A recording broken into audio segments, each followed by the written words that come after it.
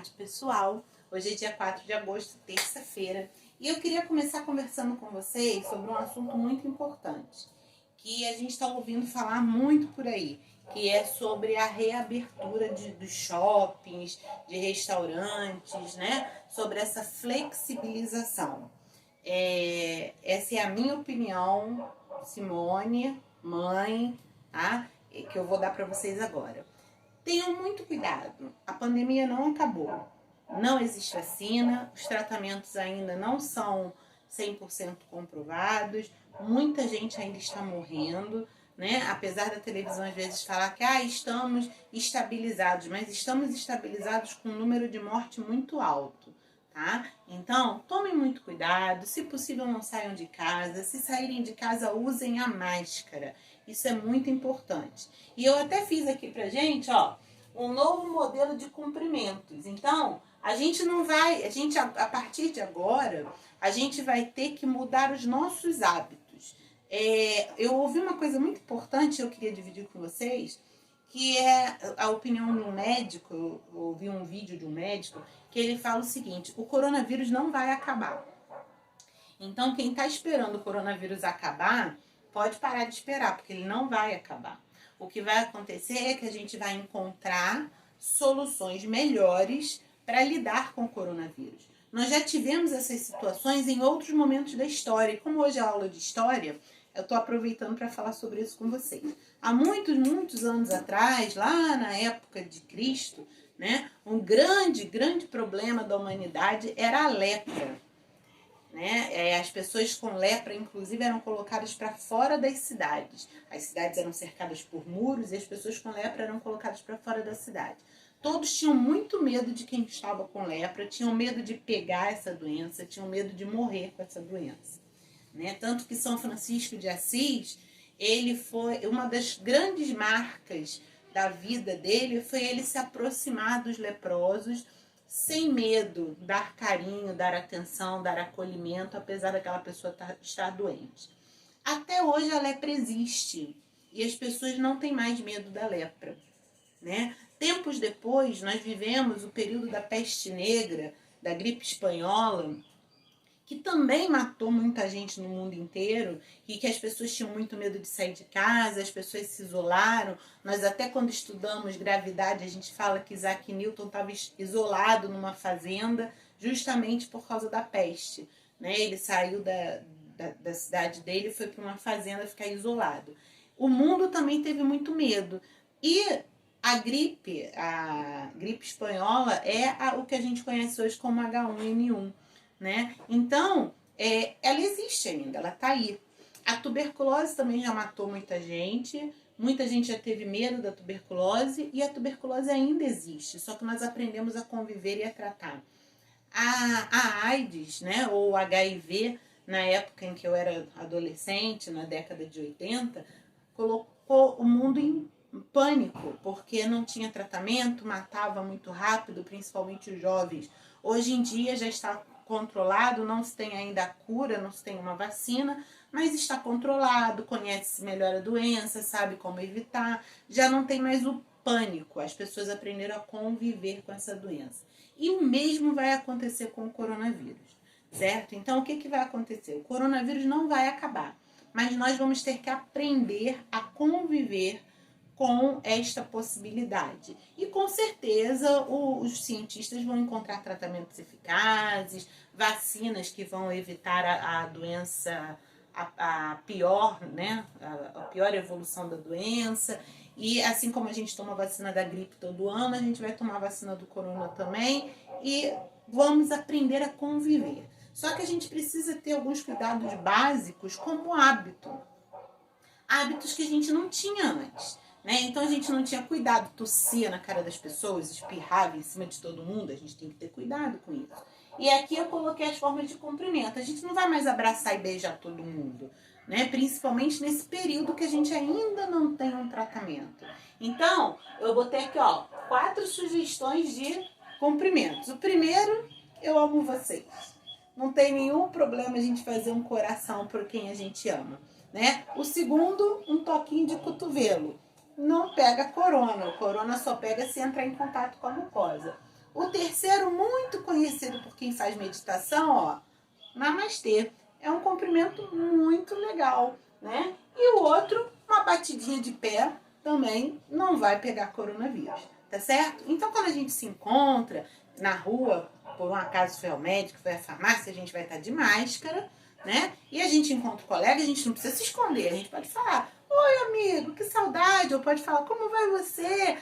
Toca aí no cotovelo, certo?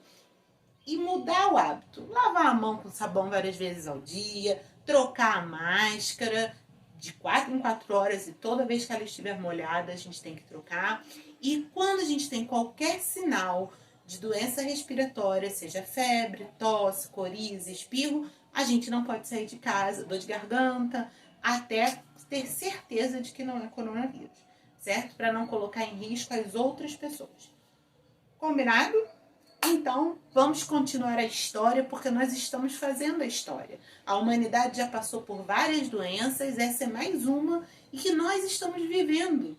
Então, daqui a alguns anos, os filhos de vocês vão estudar que em 2020 aconteceu a pandemia do coronavírus e que a humanidade se saiu muito bem nessa, né? Encarou essa doença, aprendeu novos hábitos. A gente tem muita coisa positiva para tirar do coronavírus. Ficamos mais em casa, conhecemos melhor as pessoas que moram com a gente, aprendemos a conviver no nosso ambiente domiciliar que estava tão abandonado pela correria do dia a dia. Descobrimos que a gente não precisa ter tanta coisa, né? Então, tem muita coisa positiva para tirar desse período de aprendizado, certo? Então, vamos estudar nossa aula de história, começando pela correção da página da aula passada. Então, na aula passada, a gente começou na página 198, falando das transformações, das transformações que houveram nas práticas agrícolas, né? E aí eu li com vocês que as práticas agrícolas, elas interferem no meio ambiente, vocês sabem disso. Qualquer prática agrícola vai interferir no meio ambiente, porque se eu vou plantar, eu vou alterar a natureza daquele local. Mesmo que eu não faça um desmatamento, eu vou mexer no solo, eu vou botar uma outra planta ali.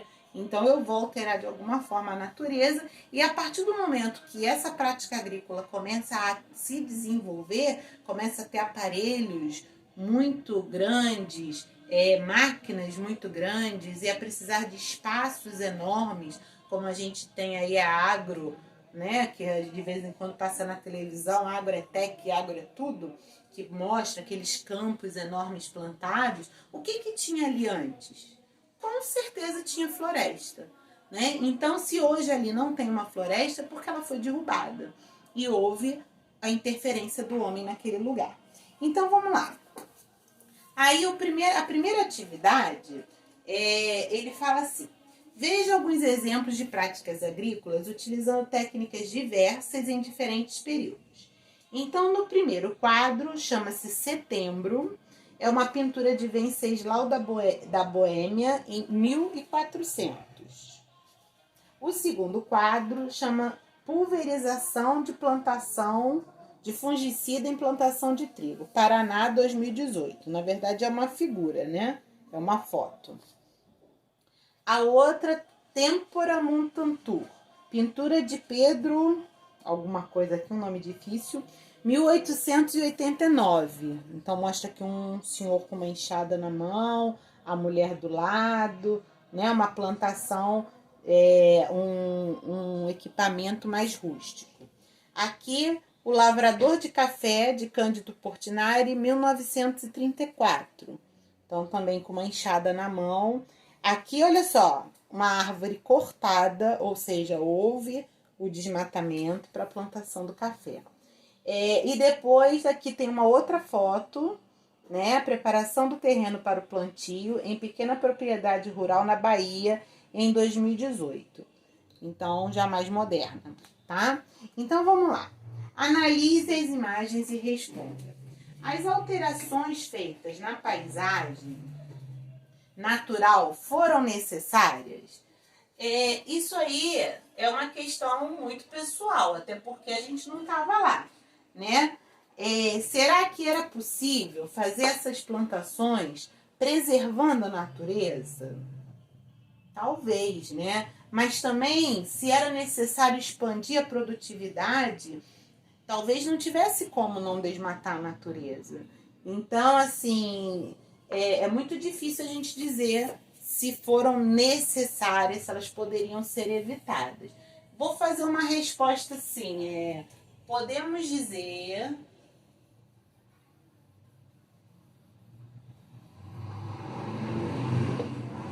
que para expandir, ou seja, para crescer a produção agrícola,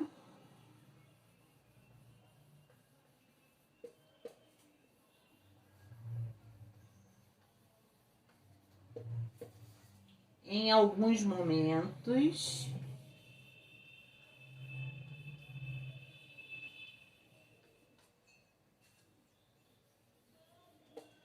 ela foi necessária. Então, em alguns momentos, a gente não, o homem não teve como fazer diferente, né? Talvez hoje a gente já tenha conhecimento para fazer de outra forma, mas em alguns momentos não tinha esse conhecimento. É possível reparar os danos provocados no meio natural? De que maneira? Sim, é a resposta, tá? Na verdade não é 2 não, é letra B. A resposta é sim. Por que a resposta é sim?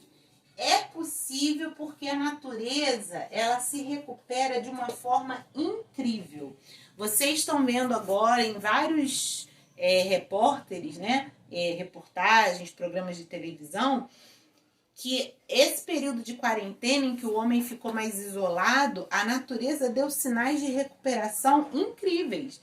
Até mesmo baleias, golfinhos, as capivaras lá na Barra da Tijuca. Então a natureza ela se recupera de uma forma muito rápida, se o homem permitir. Então sim, é possível. Agora, de que maneira?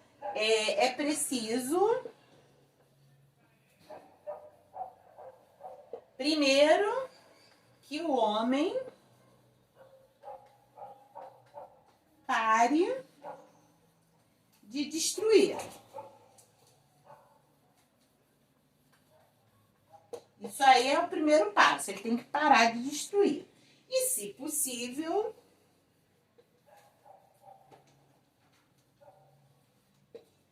colabore para a recuperação. Como que o homem vai ajudar na recuperação? Ele pode reflorestar, ele pode tratar o esgoto, não jogar esgoto bruto no rio, né? Nós já falamos sobre isso. Ele pode reflorestar com espécies nativas, né? Porque reflorestar não é você tirar, por exemplo, as plantas nativas da Mata Atlântica e plantar um monte de eucalipto. Isso não é reflorestamento. Reflorestar é você plantar árvores nativas daquela região. Primeiro, ele tem que parar de destruir. E segundo, ele pode ajudar. Ele pode reflorestar, ele pode não poluir, ele pode não fazer queimadas, né?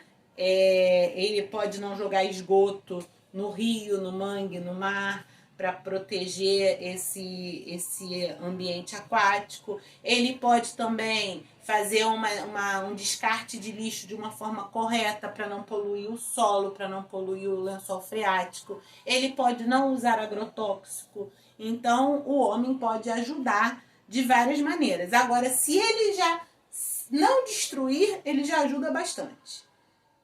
Se ainda por cima ele colaborar revertendo os processos que já foram iniciados, melhor ainda, certo? Bom, vamos lá então. No outro número, no número 2, ele quer que a gente fale sobre aquelas imagens, as que foram pintadas, né? Não as que foram fotografadas, as que foram pintadas. E aí a gente vai tirar as informações da legenda. Então, a primeira, do Venceslau da Boêmia, ele pergunta qual é o ano. Tá lá, 1397. O tamanho da área de plantio era pequeno. Quais os instrumentos utilizados? Enxada e arado puxado por animais. A gente pode ver lá os animais puxando o arado na terra. O arado é aquele que parece um garfo, que vem arando a terra assim. O outro, Pedro Weingarten, né? E aqui é NMH, não, né? Enfim, Weingarten. Não sei falar esse nome. O número 1898, o ano. A área de plantio era pequena. Tamanho da área de plantio. A gente vê enxada.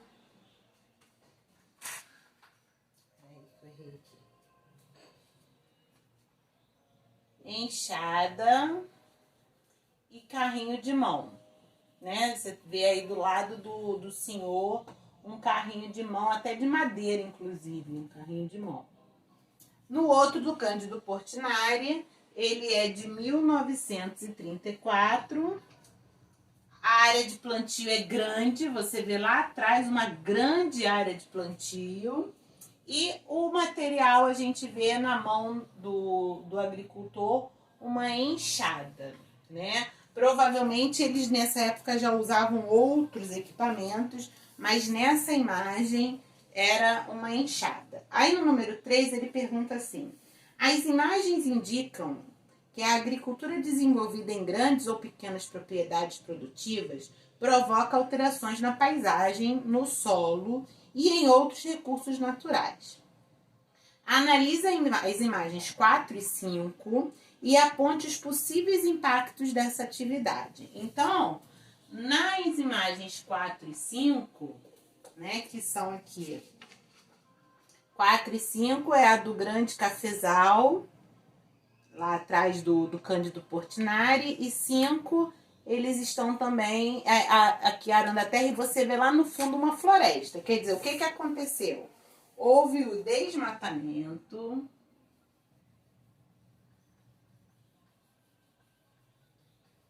com certeza houve o desmatamento, houve o desgaste e possível contaminação do solo.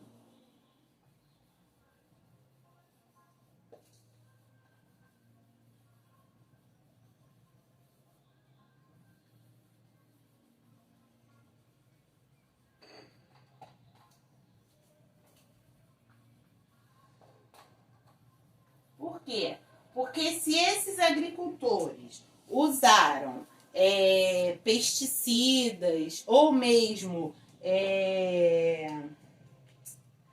adubos industriais, né, adubos que não sejam naturais, a gente vai ter o desgaste do solo e a contaminação também desse solo por esses agrotóxicos, certo? Que hoje em dia a gente tem até um rigor maior pelas autoridades, mas na verdade a gente não tem assim tanta fiscalização.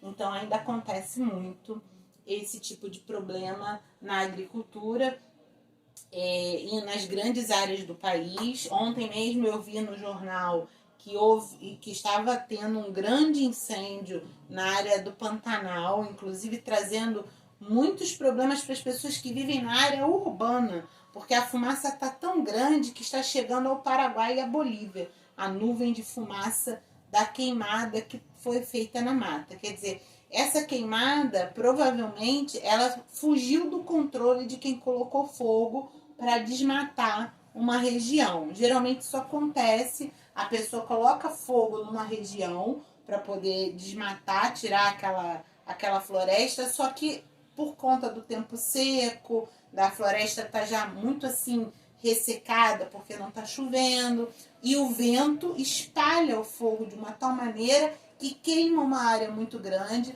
acaba com a biodiversidade daquela região, mata vários animais também, além de matar as plantas, né? E ainda traz um prejuízo enorme para a população do campo e para a população da cidade também. Inclusive tinha um senhor que era pecuarista, ele tinha uma fazenda de gado, e ele estava muito preocupado porque o fogo estava chegando perto da fazenda dele. E ele estava falando que não sabia como ia fazer, porque se o fogo chegasse perto da fazenda dele, o pasto já estava seco por conta do clima que está seco, e ainda por cima com o fogo ele não saberia como que ele ia proteger o gado. Então, e na cidade mostrou uma moça com as filhas tendo bronquite, tendo vários problemas. E imagina essa situação no que a gente está vivendo de pandemia de coronavírus. Quer dizer, piora assim imensamente a preocupação das pessoas, porque além da pandemia do coronavírus, você tem um ar poluído com fumaça, um ressecamento da atmosfera, uma falta de chuva, um excesso de alergias respiratórias. As pessoas precisam ir aos hospitais com mais frequência e o lugar mais contaminado é o hospital. Então, realmente é preocupante, né, esse tipo de situação. Mas vamos lá, vamos continuar nossa matéria, que a gente não vai muito à frente, não.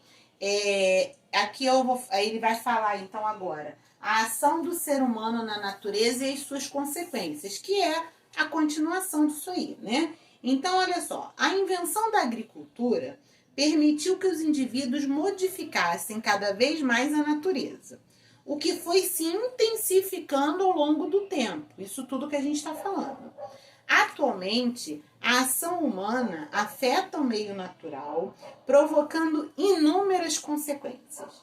Você se recorda de alguma modificação na natureza realizada pela sociedade que causou um grande impacto? Então, aí, acabei de falar, né? Teve esse incêndio no Pantanal agora. Tem a questão da nuvem de gafanhotos, que a gente fez o trabalho. Tem a praticamente extinção da Mata Atlântica, porque vem acontecendo a degradação dessa Mata Atlântica desde a colonização, quando os portugueses chegaram aqui. Quer dizer, a Mata Atlântica ela cobria todo o litoral do nosso país e agora a gente tem pequenos pontos de Mata Atlântica. Então, todas essas causaram um grande impacto. E além disso tudo, não só o Brasil, né? Diga-se de passagem, não é só o Brasil que faz... que causa alterações no meio ambiente, o mundo inteiro causa alterações no meio ambiente, como tem as usinas nucleares, aquela que teve o tsunami lá no Japão e que aquela região ficou toda contaminada com radiação, e outros problemas, e que vem causando problemas globais, que a gente vê aquecimento global, modificação do clima, esse ciclone bomba que teve agora no sul do Brasil é uma consequência desse aquecimento global, o derretimento das geleiras dos polos, o aumento do nível dos mares. Então, a gente tem aí vários impactos causados no meio ambiente pela ação do homem. Então, vamos continuar.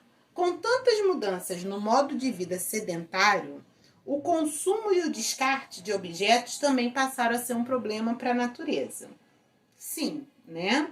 E aí vão vir umas perguntas que vocês vão responder na 201 sobre o lixo, na 202 e na 203, o Entre em Ação nós já fizemos em artes, que era fazer um brinquedo de sucata, lembram-se?